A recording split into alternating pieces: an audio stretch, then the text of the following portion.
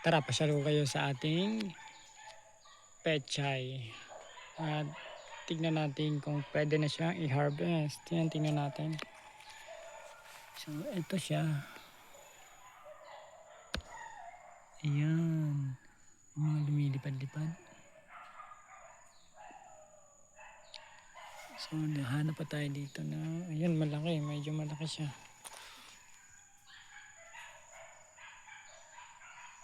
Ito pa.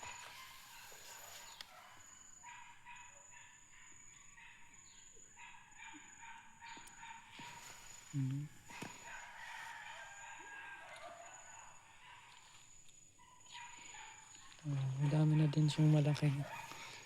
Ayan. Then dito tayo.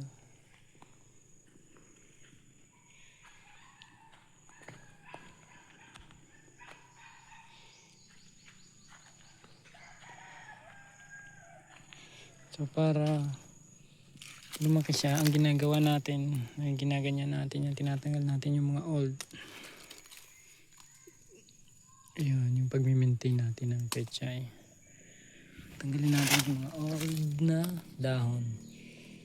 Kasi malakas yan sumipsip ng taba, yung pataba.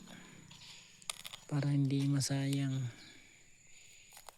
Ang masisipsip niya lang yung talagang magandang dahon, yung makakuha ng taba. Ganyan, tinatanggal natin yan. Ito mga ganito.